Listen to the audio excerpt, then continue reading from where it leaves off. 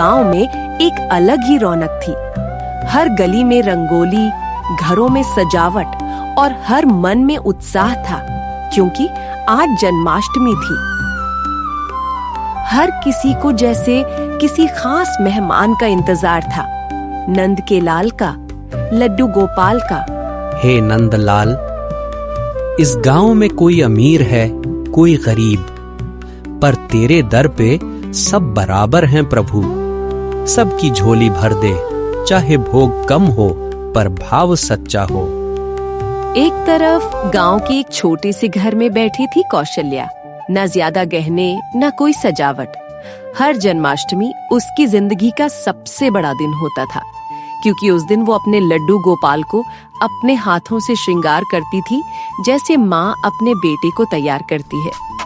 और उसका पति मोहन दिन भर खेत में पसीना बहाता और शाम को घर लौटकर पूछता, आज मंदिर चलना है ना? और ठीक उसी घर की दीवार से सटी एक पक्की हवेली में रहती थी उसकी पड़ोसन ललिता, जिसके घर में हर चीज की कोई कमी नहीं थी, लेकिन उसके मन में कहीं ना कहीं एक अकड़ थी, मैं सबसे आगे दिखूं, बस यही चाह। और उसका पति रतनलाल सेठ, जिसे लोग गांव में सेठ कहते थे, क्योंकि उसके पास पैसा भी था और दिखावा भी। श्री कृष्ण की भक्ति उसमें भी थी, पर दिखावे में ज्यादा और भाव में कम। आज तो मंदिर में माखन भी मिलेगा और रसीले बताशे भी। तू खा लेना सब, फिर जब भगवान आए तो बोल देना, माफ करना पेट भर गया। अरे कान्हा तो देख भी लेंगे और सीधे मुझे बुलाएंगे। अरे छोटू, जरा माखन पकड़ाना। कान्हा बुलाएंगे तुझे? सपना मत देख, भगवान तो मुझे अपने साथ गोकुल ले जाएंगे। कान्हा भी बोले होंगे, ये लड़की ना रोज हमें माखन खिला खिला के मोटा कर देगी। चुप कर, भगवान तुझे तो ढोल बजाने भी नहीं देंगे, तू तो सुर से बाहर गाता है।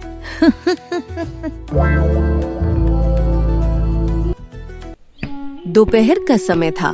जन्माष्टमी का पर्व होने के कारण कौशल्या का पति खेतों से जल्दी घर लौट आया। उसने देखा कि कौशल्या अपने कान्हा की मूर्ति को सजा रही है। अरे मेरी राधा रानी कहाँ है? आज तो हमारे कान्हा का जन्मदिन है। देखिए ना जी, हमारे कान्हा कितने सुंदर लग रहे हैं।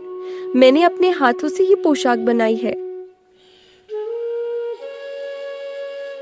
बहुत सुंदर है भाग्यवान।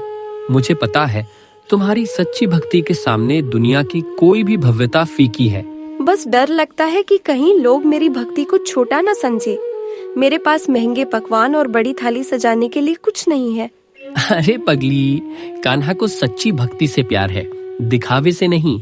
तुम चिंता मत करो, तुम्हारी भक्ति ही सबसे अनमोल है। आप सही कहते हैं। मेरा सब कुछ तो मेरा ये कान्हा है, और बस यही मेरा सबसे बड़ा धन है। और सुनिए, भोग के लिए मिश्री ले आइए। ठीक है भाग्यवान, अभी लेकर आता हूँ।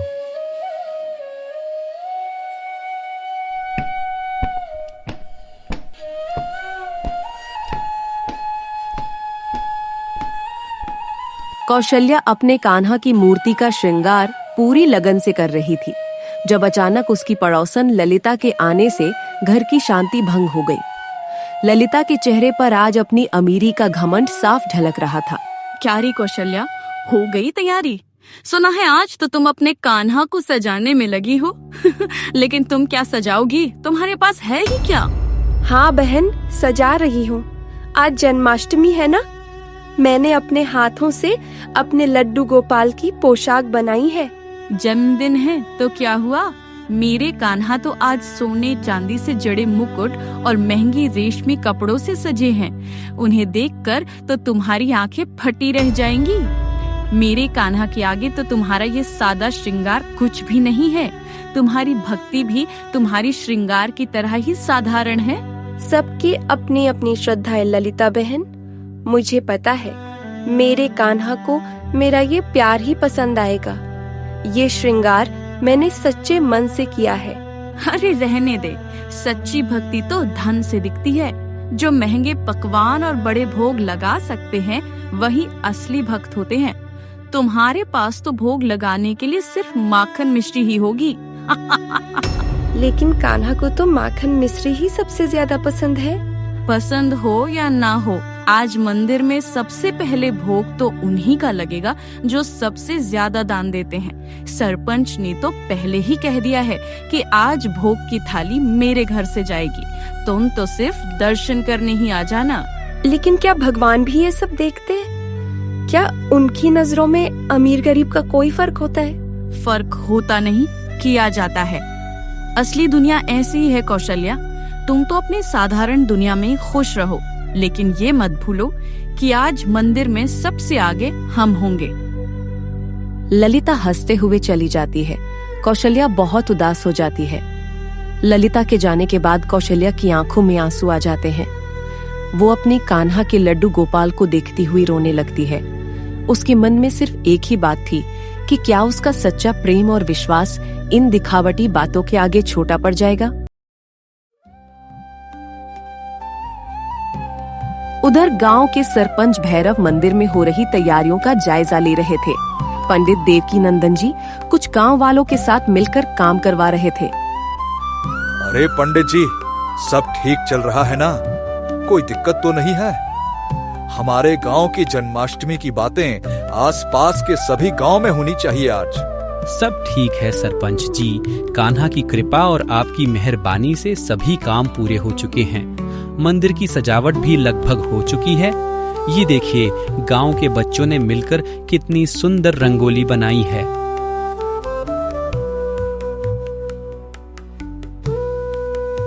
बहुत सुंदर, सबने बहुत मेहनत की है। गांव के लोग आज बड़ी संख्या में आएंगे। सभी के लिए प्रसाद और बैठने की व्यवस्था ठीक होनी चाहिए। कोई भूखा नहीं जाना चाहिए। सरपंच जी, हमने माखन मिश्री और फलों का इंतजाम कर दिया है। आज हर भक्त को भरपूर प्रसाद मिलेगा। बहुत बढ़िया। लेकिन एक सबसे जरूरी बात, पंडित जी, आज सबसे पहले भोग सेठ रतन लाल की तरफ से लगेगा। उन्होंने इस मंदिर के लिए बहुत दान दिया है। हम उनका सम्मान करते हैं। ये सुनिश्चित करना कि ये नियम बना रहे। ठीक है सरपंच जी, जैसा आप कहें। सरपंच भैरव अपनी बात कहकर चले जाते हैं। पंडित देवकीनंदन जी के चेहरे पर चिंता की एक हल्की लकीर दिखती है। वो जानते हैं कि भगवान के लिए भक्ति सबसे ऊपर होती है, धन नहीं। लेकिन वो कुछ कह नहीं पाते और बस मन ही मन प्रार्थना करते हैं कि सब कुछ ठीक हो जाए। हे प्रभु, आप तो भाव के भूखे हैं। ये लोग धन और दिखावे में उलझ गए हैं। क्या आज भी आप सिर्फ महंगे भोग ही स्वीकार करेंगे?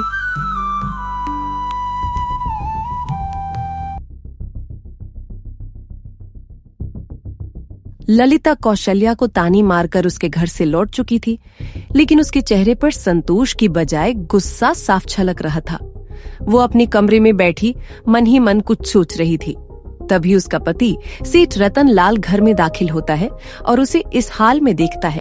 क्या बात है ललिता, तुम्हारे चेहरे पर इतना गुस्सा क्यों दिखाई दे रहा है? आज तो कान्हा का जन्मदिन है। क्या बताऊं जी, आज मैं कौशल्या के घर गई थी। वो अपनी साधारण भक्ति का दिखावा कर रही थी। फिर आगे क्या हुआ? मुझे उसकी बातें सुनकर बहुत गुस्सा आया। एक बात बताओ, आपने सरपंच से बात कर ली थी क्या भोग के बारे में? कहीं वो हमारी जगह किसी और को मौका न दे दें। अरे तुम चिंता क्यों करती हो? मैंने सरपंच से पहले ही बात कर ली थी। आज सबसे बड़ा और सबसे भव्य भोग हमारा ही लगेगा। हाँ, यही तो मुझे सुनना था। गांव के बाकी लोग तो बस देखते रह जाएंगे। ये तो होना ही था। हमने मंदिर के लिए इतना दान दिया है तो ये हमारा अधिकार है। आज रात जब हम मंदिर जाएंगे तो हर कोई हमें सम्मान की नजरों से देखेगा। ललिता और रतनलाल अपनी शान और पैसे के नशे में डूबे हुए थे। वे ये भूल गए थे कि सच्ची भक्ति दिल में होती है, दौलत में नहीं। वे दोनों रात के उस पल का इंतजार कर रहे थे जब मंदिर में उनका नाम सबसे ऊंचा होगा। उधर कौशल्या बैठी थी। उसका मन ललिता की बातों से भारी था। उसका पति मोहन, जो थोड़ी देर पहले मिश्री लेने गया था, अब लौट आया है। लेकिन दरवाजे पर आकर वो देखता है कि कौशल्या का चेहरा मुरझाया हुआ है और वो उदास बैठी है।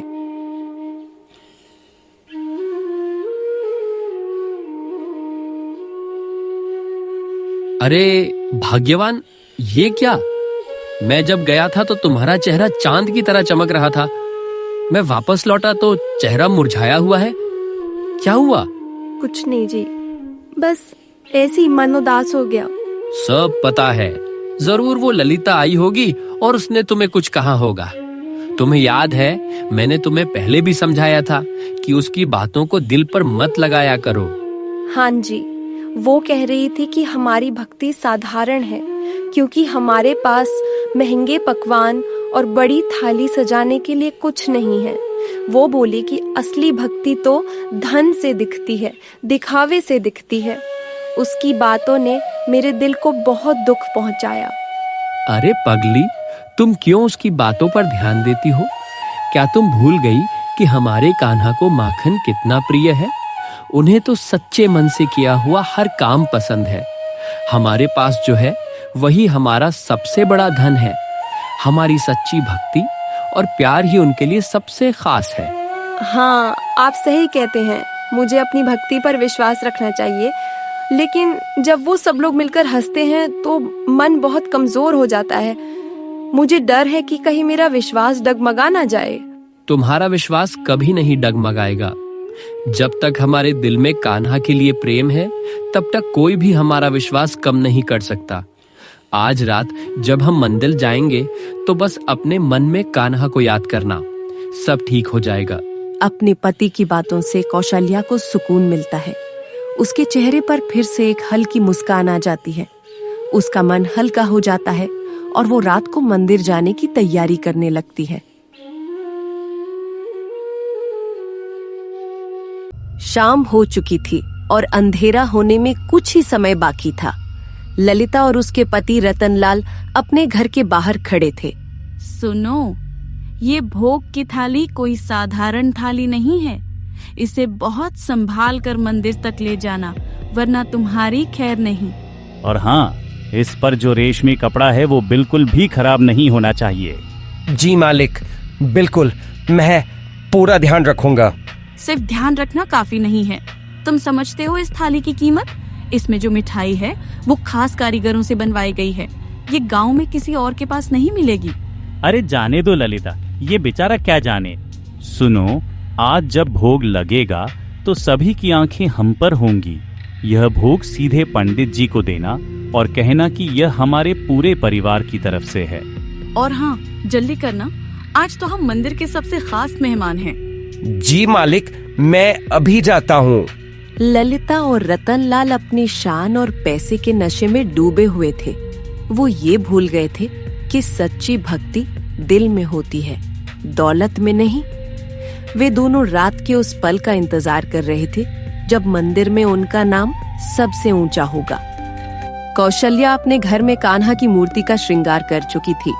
उसने अपने हाथों से बनाई एक साधारण पोशाक से कान्हा को सजाया था और उसके चेहरे पर एक गहरी शांति और संतोष था। वो अपने पति मोहन के आने का इंतजार कर रही थी। तभी मोहन घर में आता है और कौशल्या उसे खुशी से बुलाती है। सुनिए जी, आइए देखिए, हमारे कान्हा कितने सुंदर लग रहे हैं। मेरे पास हीरे मोती तो नहीं है, लेकिन ये पोशाक मैंने अपने हाथों से बड़े प्यार से बनाई है। बहुत सुंदर है भाग्यवान। मुझे पता है तुम्हारी सच्ची भक्ति के आगे दुनिया का कोई भी श्रृंगार फीका है। मुझे तो लगता है कि उन्हें सबसे ज्यादा खुशी होगी क्योंकि इसमें मेरा सच्चा प्यार है। बिल्कुल सही कहा। भक्ति का दिखावा तो हमारे श्रृंगार में है ही नहीं, ये सिर्फ हमारे दिल की भावना है। मैंने कान्हा के लिए माखन मिश्री भी तैयार कर ली है। ये सबसे सरल भोग है, लेकिन मुझे पता है कि उन्हें ये पसंद आएगा क्योंकि इसमें हमारा प्यार और विश्वास मिला हुआ है। यही सबसे कीमती है। आप सही कहते हैं। मुझे अपनी भक्ति पर विश्वास रखना चाहिए। कौशल्या और मोहन एक दूसरे को देखकर मुस्कुराते हैं और फिर अपने लड्डू गोपाल को देखते हैं। उनके लिए ये केवल भक्ति नहीं, बल्कि अपनी भावना को व्यक्त करने का एक मौका था। वे दोनों शांत और संतुष्ट होकर उस पल का आनंद ले रहे थे। रात के ठीक 12 बजने वाले थे। पूरा गांव मंदिर में इकट्ठा हो चुका था। हर चेहरे पर कान्हा के जन्मदिन की खुशी थी। भजन और कीर्तन की धुन से पूरा वातावरण भक्तिमय हो गया था।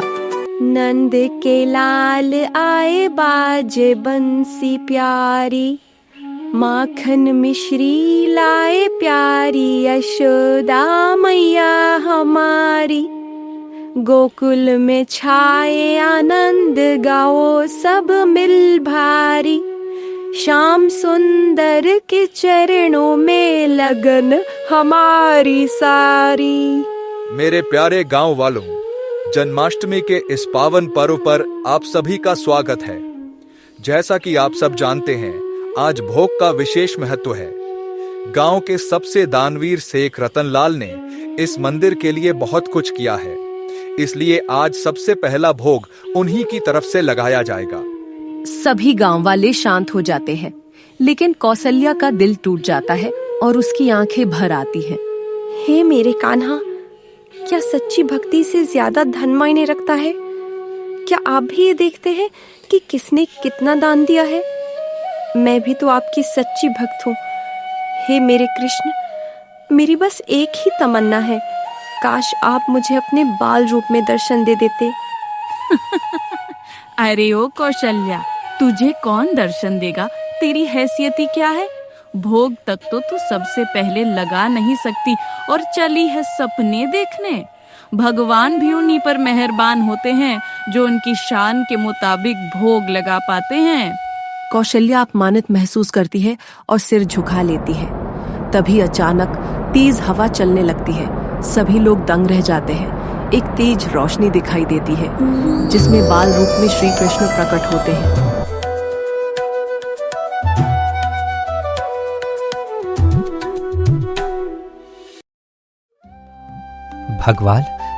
भगवान यहाँ स्वयं पधारे हैं। ये तो चमत्कार है। प्रभु, आपने मेरी सुन ली। मुझे तो विश्वास ही नहीं हो रहा कि आप स्वयं यहाँ पधारे हैं। मैंने तो बस एक मन की बात कही थी। मेरे पास ना कोई बड़ा भोग था, ना कोई बड़ा दान, बस एक टूटे हुए दिल से निकली हुई पुकार थी। धन्यवाद प्रभु, धन्यवाद। कौशल्या, तुम्हारी श्रद्धा सच्ची है और तुम्हारा विश्वास अटूट है। मुझे तुम्हारी सच्ची भक्ति ने यहाँ आने पर मजबूर कर दिया। लाओ मेरा भोग जो तुम लेकर आई हो। भगवान कृष्ण कौशल्या का भोग प्रेम से खाते हैं और फिर ललिता और रतनलाल की ओर मुड़ते हैं। ललिता और रतनलाल, तुम याद रखो, मुझे कोई भी भोग लगाए, मैं सबसे पहले श्रद्धा देखता हूँ और उसी का भोग मुझे स्वीकार है। तुम्हारा घमंड तुम्हारे धन से भी बड़ा हो गया है। प्रभु, मुझे क्षमा कर दीजिए। मैंने अपनी अमीरी के घमंड में एक सच्चे भक्त का अपमान किया। ललिता, तुम्हें क्षमा तभी मिलेगी जब तुम अपनी गलती कौशल्या से स्वीकार करोगी। ललिता तुरंत कौशल्या के पैरों में गिरकर माफी मांगती है। कृष्ण मुस्कुराकर अंतर ध्यान हो जाते हैं। भगवान के अंतर ध्यान होते ही सभी लोग जोर जोर से जयकारे लगाने लगते हैं। पूरा गांव सच्ची भक्ति के रंग में रंग जाता है। घोड़ा पाल की, जय कन्हैया लाल की।